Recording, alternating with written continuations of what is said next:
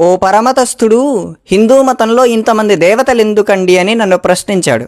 ఈ ప్రశ్న నాకేం కొత్త కాదు. విదేశాల్లో ఉన్నప్పుడు చాలామంది నాస్తికులు ఈ ప్రశ్న నన్ను అడిగారు. దీనికి సమాధానం మన శాస్త్రాల్లో అద్భుతంగా ఉంది.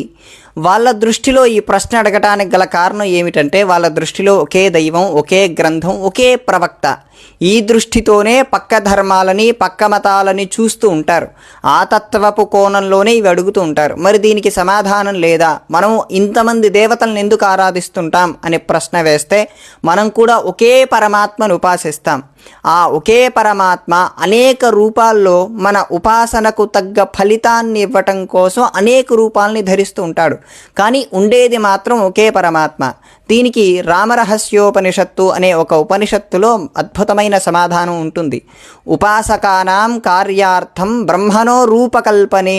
మన ఉపాసనకు తగ్గట్టు, మన ఆరాధనా పద్ధతికి తగ్గట్టు భగవంతుడు మనకు అలా దర్శనం ఇస్తాడు అని. అలాగే బ్రహ్మసూత్ర భాష్యంలో శంకర భగవత్పాదుల వారు చెప్తారు, స్యాత్ పరమేశ్వరస్యాపి ఇచ్ఛావశాత్ మాయామయం రూపం సాధకానుగ్రహార్థం అంటారు. మన సాధనను అనుగ్రహించటం కోసం, మనం చేసేటువంటి ఉపాసనను అనుగ్రహించటం కోసం భగవంతుడు ఆయా మూర్తులలో, ఆయా రూపాలలో, ఆయా తత్వాలలో మనకు గోచరిస్తూ ఉంటాడు. కానీ ఉండేది మాత్రం ఒకే పరమాత్మ.